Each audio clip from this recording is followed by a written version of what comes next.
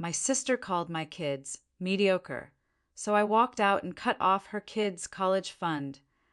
Welcome to this story, and if you haven't been following along, I want to give you the full context because today's story is absolutely unreal. This is the kind of family drama that makes you question everything you thought you knew about loyalty, sacrifice, honor, and what it truly means to stand up for yourself and your children. I'm talking about a woman who discovered that sometimes the most loving thing you can do is walk away entirely. And yeah, she did something pretty extreme to prove a point, something that will shock you. So stick around because this story has plot twists I didn't see coming, and I want to make sure you're prepared for where this goes. Let me set the scene for you, because it's New Year's Eve, and you know that feeling of anticipation that comes with families gathering together. Everyone dressed up in their finest, the air thick with excitement and possibility. This woman, Rebecca, is at her parents' house with her two kids, Olivia, who is 14 years old, and Ethan, who is 10.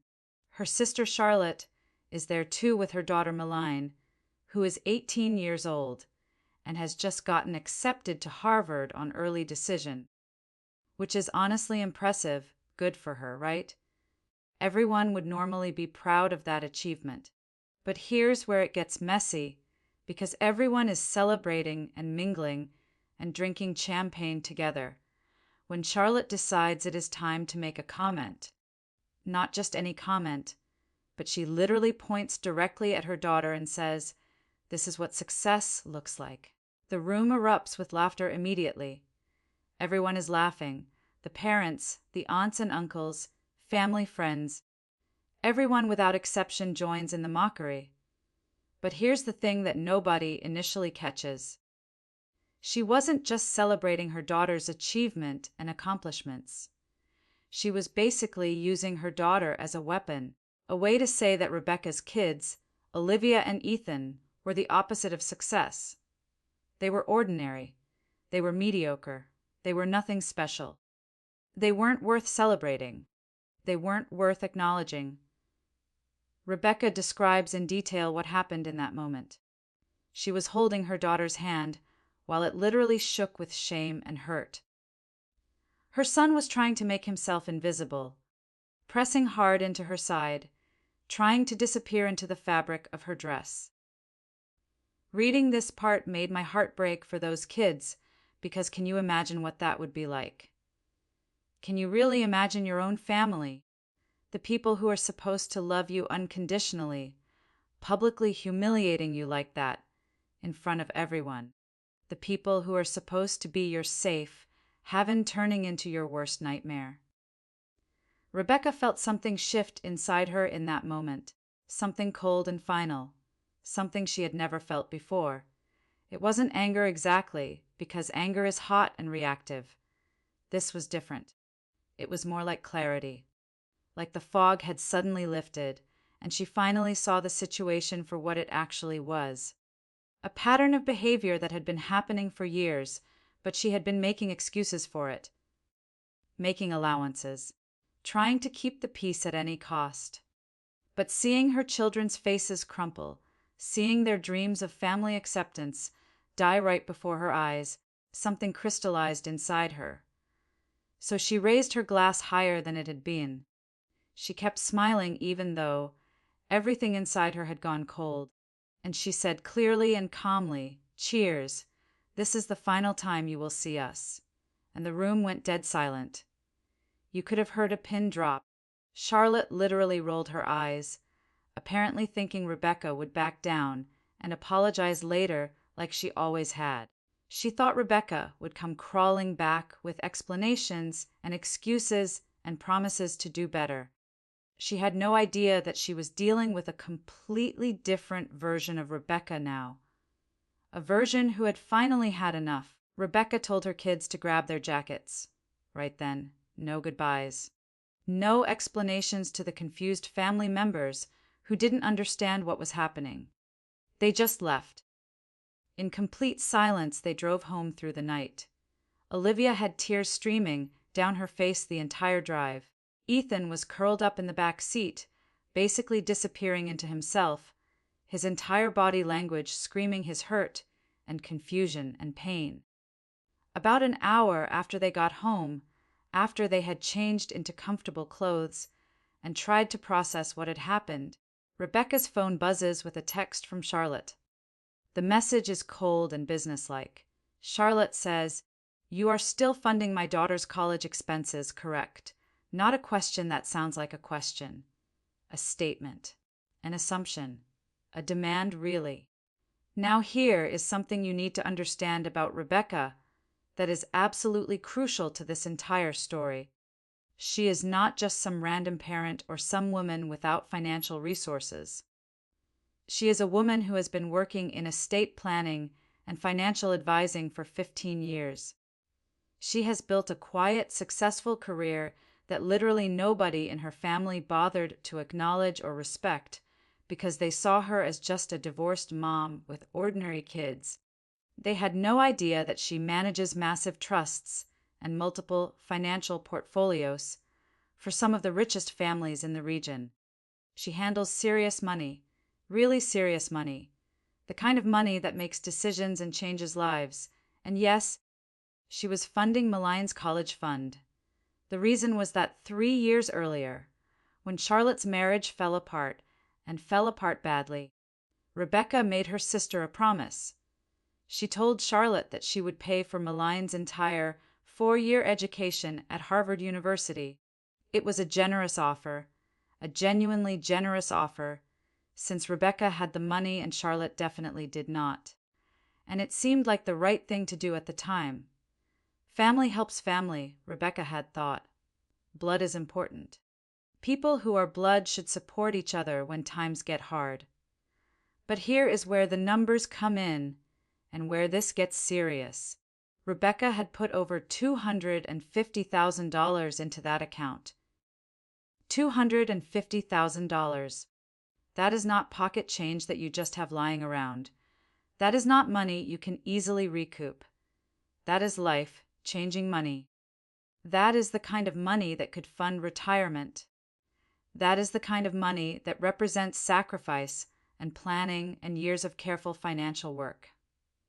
So Rebecca is sitting there in her living room, her children finally asleep after the worst night of their young lives, and she is looking at this text from Charlotte, basically demanding that the funding continue, acting like nothing happened. Acting like Rebecca's children had not just been publicly humiliated, acting like her sister had not just shown where her loyalties really lay, acting like she deserved to keep receiving this extraordinary gift. And something inside Rebecca just snapped. It was like a switch flipping. All the years of trying to keep the peace, all the years of accepting second-class treatment, all the years of watching her children be treated like consolation prizes instead of the brilliant kids they are. All of it came crashing down. Instead of responding to the text, Rebecca opened her laptop. It was late at night, but she did not care about the time. She made 3 phone calls.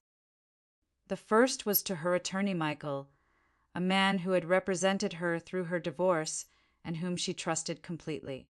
The second was to her financial advisor, Sarah, the woman who had helped her build her wealth carefully over the years.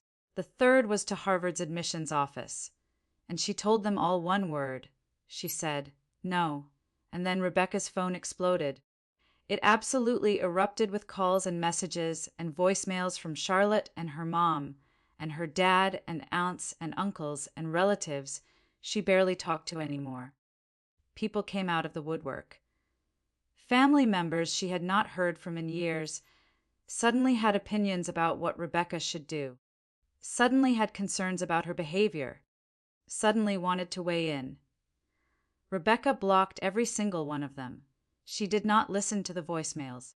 She did not read the messages. She just blocked them one by one until the phone finally went quiet.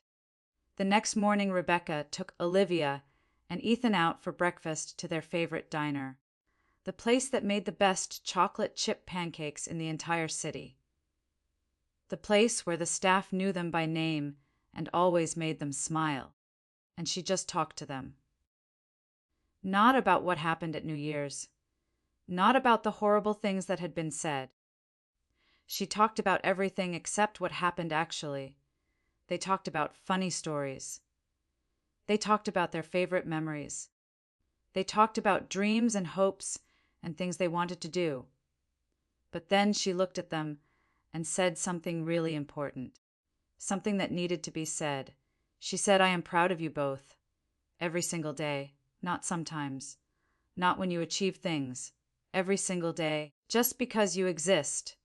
And Olivia's lip wobbled, but Rebecca was not done. She continued because this needed to be said, and her children needed to hear it from her clearly. "Olivia, you play piano beautifully. You taught yourself how to write music.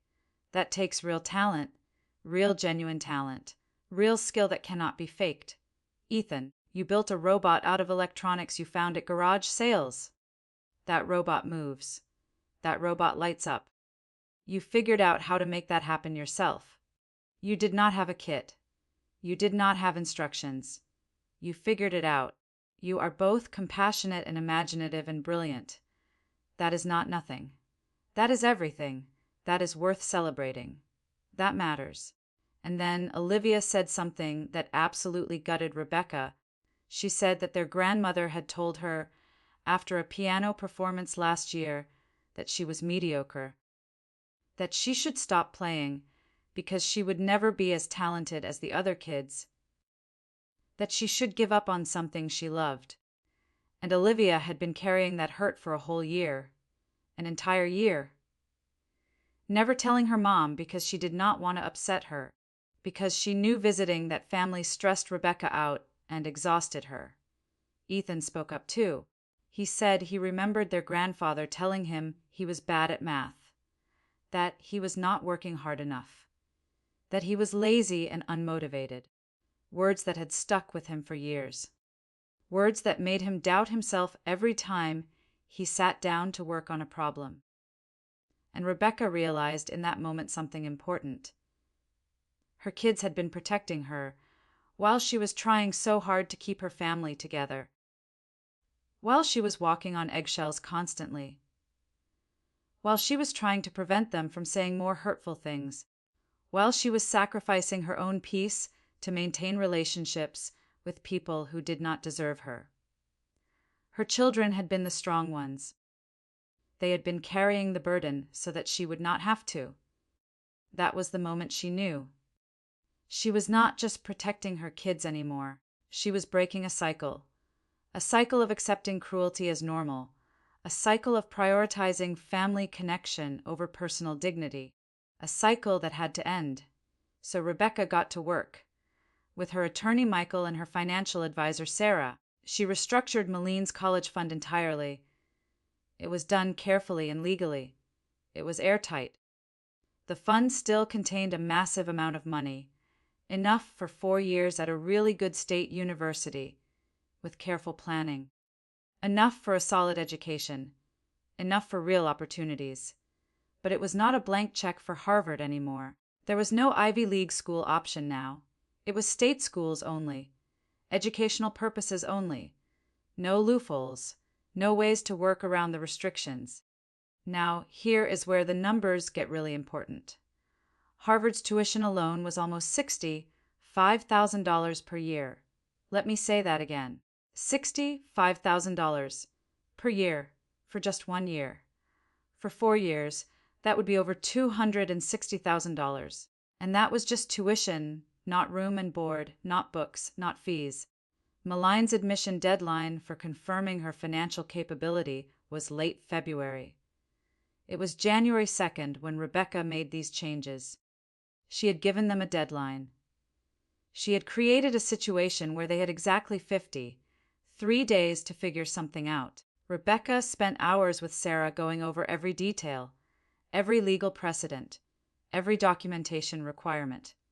Everything had to be airtight. Airtight like a fortress. Because Rebecca absolutely knew, that Charlotte was going to lose her mind. She was going to come after Rebecca hard. She was going to be angry and vindictive and mean. Rebecca was prepared for it. When Charlotte got the official notification from the financial institution, she literally showed up at Rebecca's office. She showed up and she screamed. She screamed in the lobby while Rebecca's receptionist Melissa was panicking and asking if she should call security. Melissa had never seen anything like this before. A woman standing in the middle of a professional office building screaming about betrayal and promises and family obligations. Rebecca just calmly walked out of her office. She walked straight out to where Charlotte was standing, and she told Charlotte to lower her voice because she was disturbing clients. She told her that this was a professional environment and she was being inappropriate. And she essentially ended the conversation right there. She walked back to her office and closed the door. But Charlotte did not stop. She kept coming back. She kept calling Rebecca's office and leaving her name, even though Rebecca refused to take the calls.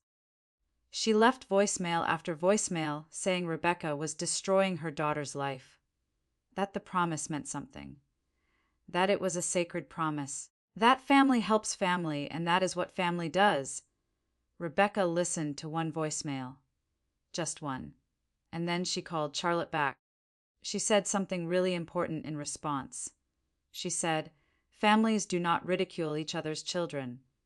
When children are humiliated, their families do not laugh at them. They protect them. They defend them. They make it clear that behavior like that will not be tolerated." Charlotte threatened to sue.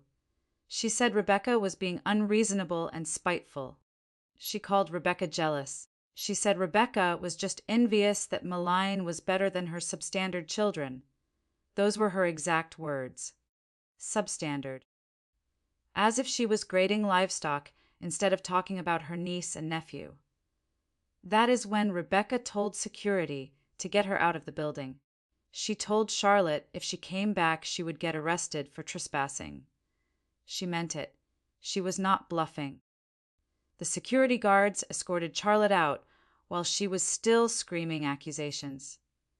Rebecca thought that would be the end of it. She thought that maybe the message would get through. But it was not even close to the end. Not even a fraction of the end, because her mother started showing up to Olivia's school during pickup.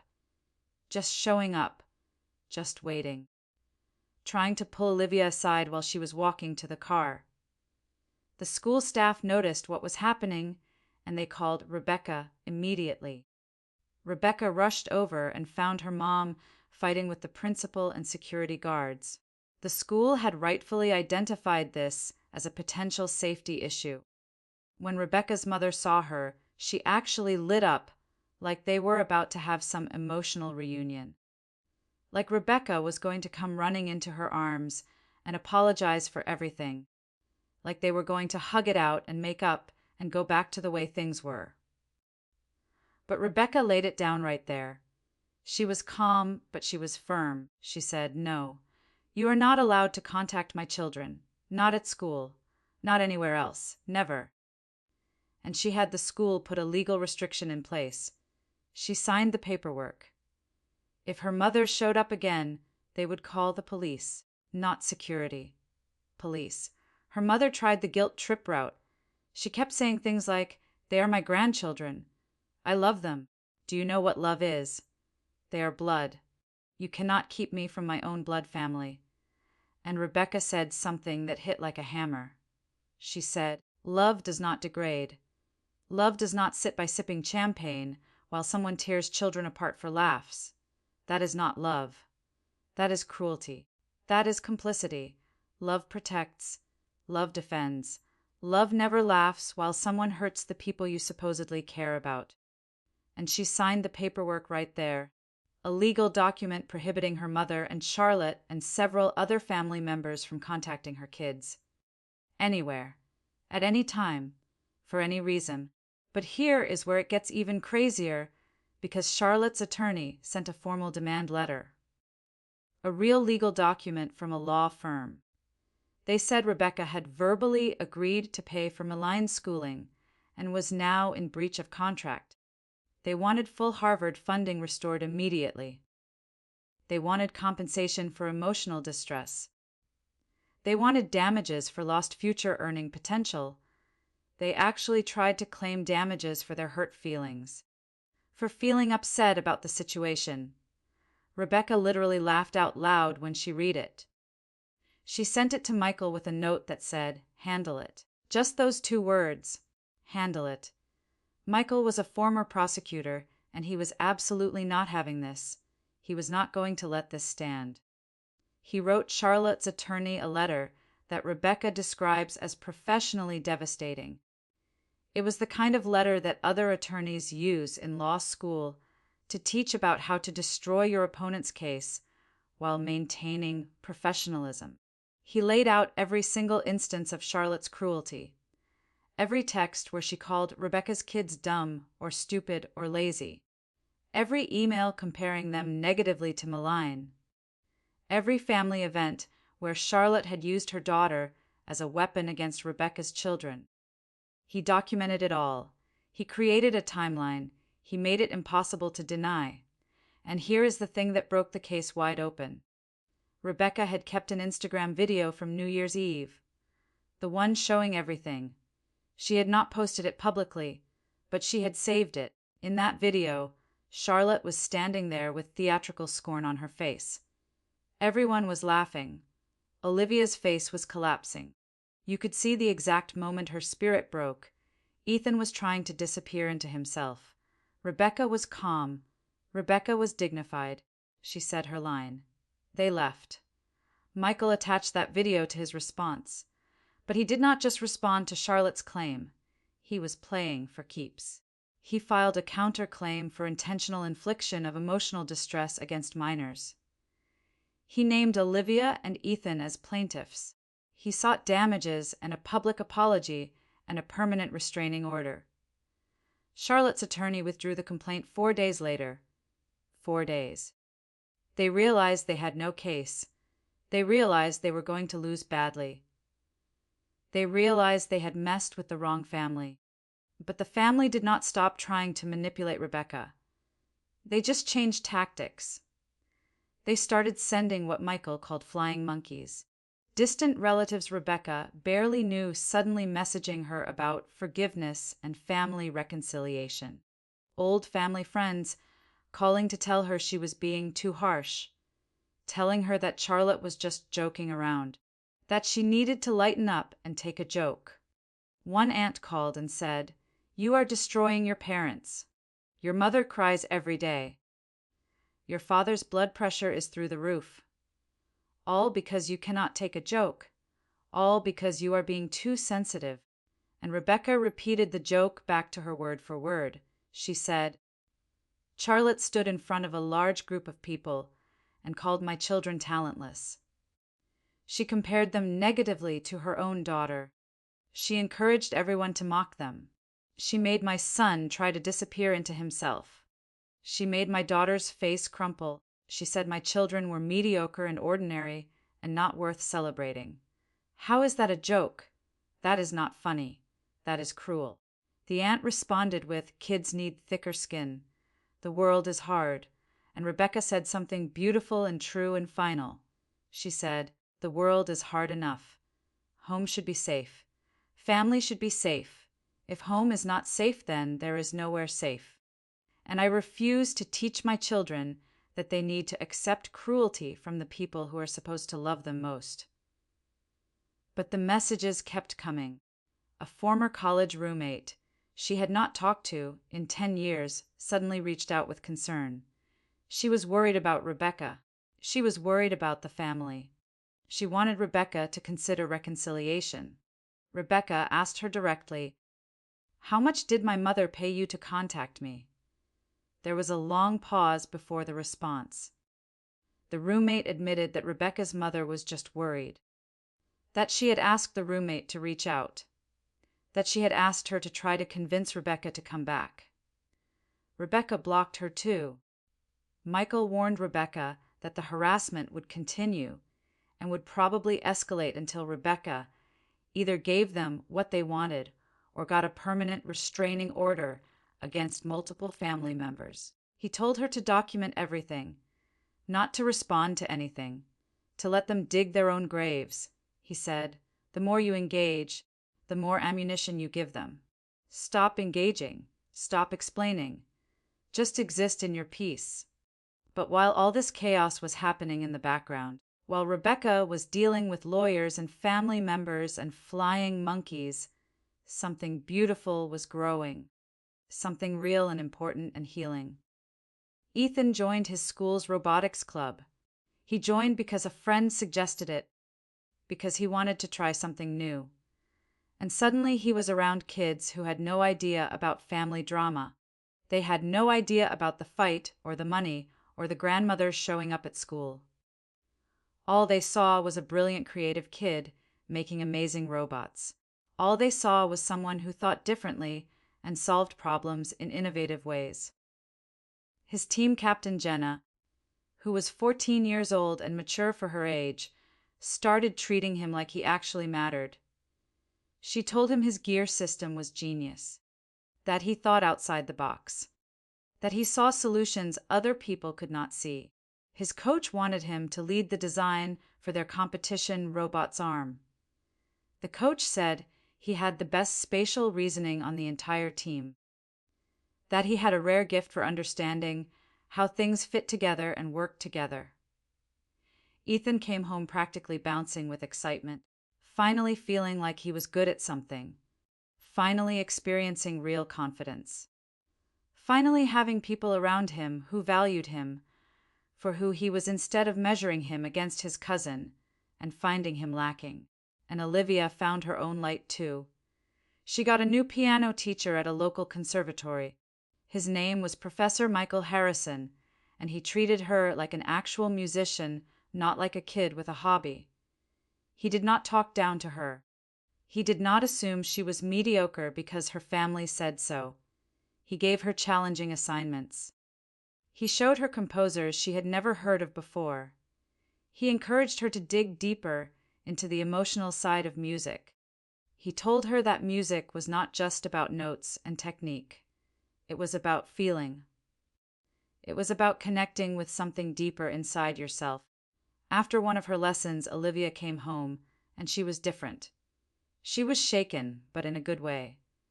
She said that Professor Harrison had made her cry, good tears, happy tears, because he had played her a composition by Caroline Shaw, and it was so beautiful she just broke down.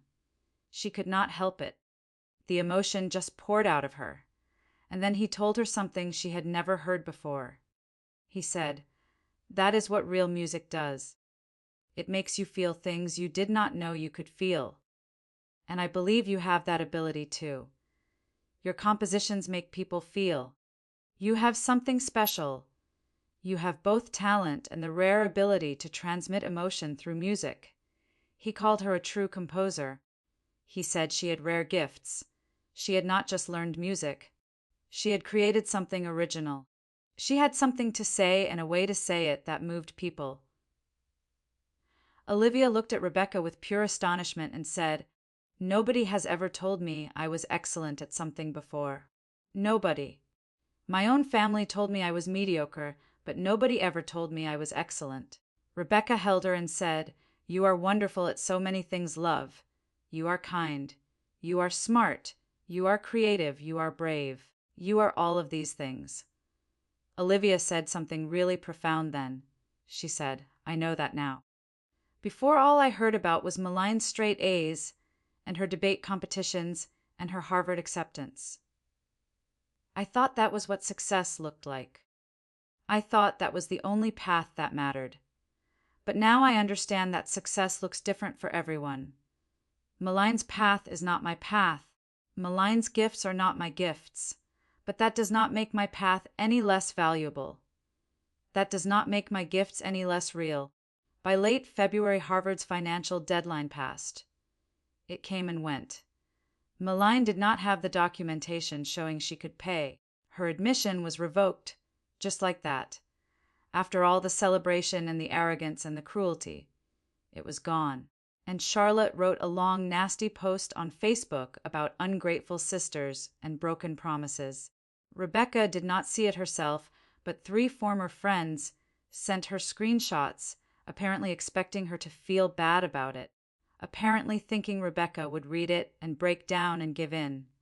But she felt nothing, just relief, just the feeling of a weight lifting. Meanwhile, Olivia was preparing for her spring recital. She was going to perform an original composition she had titled Invisible. The title was deliberate. It was about what it feels like to be overlooked, to be compared to someone else constantly, to be erased, to not matter. The piece was haunting. Raw emotion poured out of every note. People in the audience were openly crying when they heard it.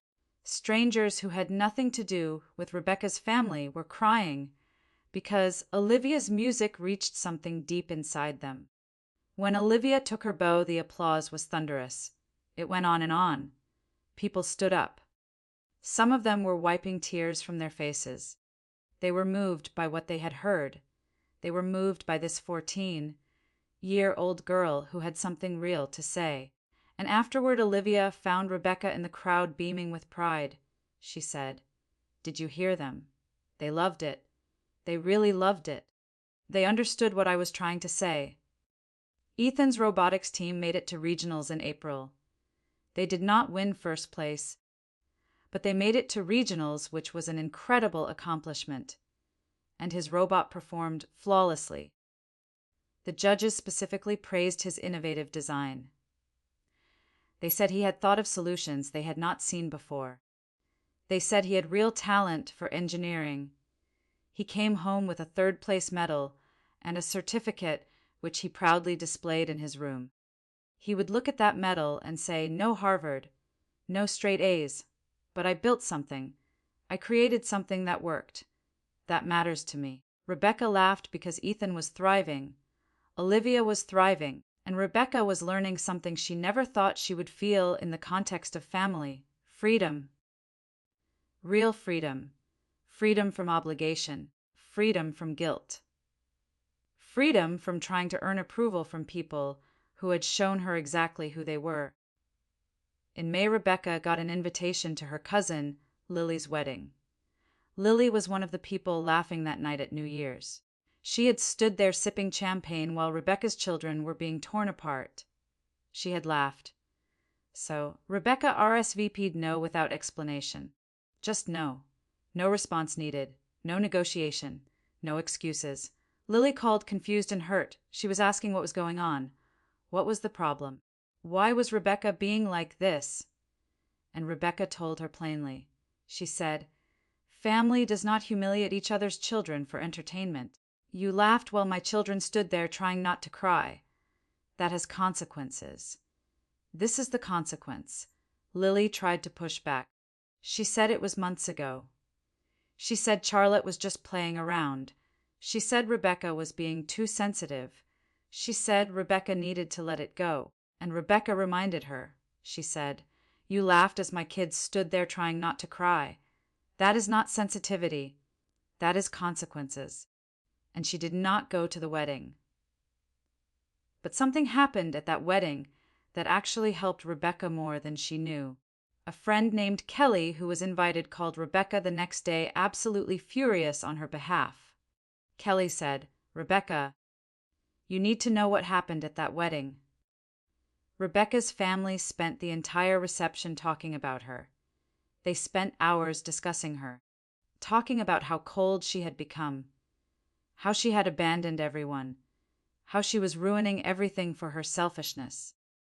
Rebecca's mother even gave a whole speech, an actual speech at her cousin's wedding about ungrateful children and broken families.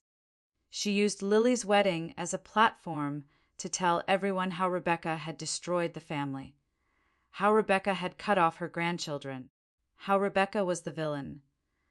Charlotte cried about how Rebecca had destroyed Maline's dreams. She told people that Rebecca had sabotaged her daughter's future out of spite. She told people that Rebecca was a bad sister, a bad daughter, a bad person. But here is the thing. Not everyone at that wedding agreed with them. Some people pushed back. Some people asked why Rebecca had cut contact. When Rebecca's mom explained the New Year's Eve incident, several people looked horrified. They got it. They understood what had really happened. One guest said, "Wait. She insulted your grandchildren to their faces, and you are mad that your daughter protected them. That does not make sense to me." And someone had actually found and shared the Instagram video, the one everyone thought was deleted and gone forever. But it existed. It was out there. Kelly told Rebecca, "Rebecca, this is horrible, like really, really terrible." As an outsider without the family connection, it looks like an adult woman tormenting children while everyone laughs. It looks like cruelty. It looks wrong. The groom's family was outraged when they heard what had happened. The groom's mother told him later that Rebecca's family had serious dysfunction issues, that they had real problems that went way beyond normal family drama. And Kelly said something that meant so much to Rebecca. She said, "For what it is worth, I regret not speaking up that night. I should have said something. I should have defended your kids. I should have done better." That call meant more than Kelly probably realized, because Rebecca had been carrying the weight of being the villain in everyone's narrative. She had been wondering if she had overreacted, if she had been too harsh, if maybe she was wrong about everything. But Kelly's words confirmed something important. She had not overreacted. She had done the right thing. Someone outside the family saw it clearly. Someone with no skin in the game could look at the situation and say, "No, you were right." Fast forward 1 year. December, the 1 year anniversary of that terrible New Year's Eve, and Olivia and Ethan are completely different kids now. Confident, thriving, happy. The troubled expressions they wore that night are gone. The pain has not disappeared entirely, but it has transformed into something else. It has become fuel. It has become motivation. Olivia gets invited to perform at a prestigious young music showcase where composers and musicians from across the state are performing. Her original composition moves the crowd to their feet. Strangers come up afterward to tell her she is incredibly talented, that she has a real gift, that they want to hear more of her music. A music professor from the state university even invites her to apply for their Young Composers program. She is a high school freshman, and a university professor is already inviting her to apply for advanced programs. That is the level of talent she possesses. That is what her family missed by trying to tear her down. Ethan's robotics team is prepping for state competition. His teachers say he excels in math and physics. They say he has real, genuine talent for engineering. He might have scholarships waiting for him. His future is bright. On New Year's Eve 1 year later, Rebecca and Olivia and Ethan are at home. Just them. No family drama, no obligatory gatherings, no tension, no walking on eggshells. They baked homemade pizza from scratch. They played board games and laughed and genuinely enjoyed each other. They watched the ball drop together. And at midnight they toasted with sparkling cider. Rebecca said, "Fresh beginnings." Olivia added, "We are enough just the way we are." Ethan said solemnly, "To the family that chose us." And they clinked their glasses together. Rebecca's phone buzzed with a text from an unknown number. It was from Charlotte. The message said, "Happy New Year, sis. I hope you are proud of yourself for wrecking this family. I hope you are happy knowing you destroyed your parents. I hope it was worth it." Rebecca read it once, and she blocked the number because Charlotte's words did not affect her anymore. The words had no power. They bounced off and disappeared. When Olivia asked who it was, Rebecca just smiled and said, "Nobody important." And you know what Rebecca learned through all of this, through every phone call and every legal battle and every manipulation attempt? You cannot force people to appreciate you, but you can absolutely refuse to accept their devaluation. You can walk away. You can make things better. And sometimes the greatest act of love is knowing when to leave. Her kids learned something too. They learned that their worth is not defined by what anyone else thinks, especially not family members who use them as props in someone else's superiority complex. They learned that there is a difference between family and people who are biologically related to you. Family protects you. Family defends you. Family does not laugh while you are hurt. Charlotte never got her apology. Never got reconciliation. Rebecca's parents never got their daughter back. Malign never got her Ivy League education funded by her aunt. But Olivia got her music. She got her voice. She got the confidence to express herself through her art. Ethan got his robots. He got his confidence back. He got his love of engineering affirmed and celebrated. And Rebecca got something invaluable. She got her children's trust. She got their happiness. She got the knowledge that she would fight for them, no matter what the cost. No matter what it meant for her own family relationships. No matter what sacrifices she had to make. And Rebecca realized that was worth infinitely more than any champagne toasts, more than any family reunions, more than any obligation to people who had proven themselves unworthy of the love she kept trying to give them. So there it is. 1 year, one decision to walk away, a complete family overhaul, and honestly, Rebecca is doing better than okay. She is doing great. Her kids are thriving. She is free from the guilt. She is free from trying to earn approval from people who never had her back. She is free from wondering if she is doing the right thing. She knows she is. She made the right call. And that is what happens when you finally realize your kids' well-being is more important than keeping peace with people who do not respect them. That is what happens when you choose yourself and your children over maintaining toxic family relationships. That is what happens when you finally say enough.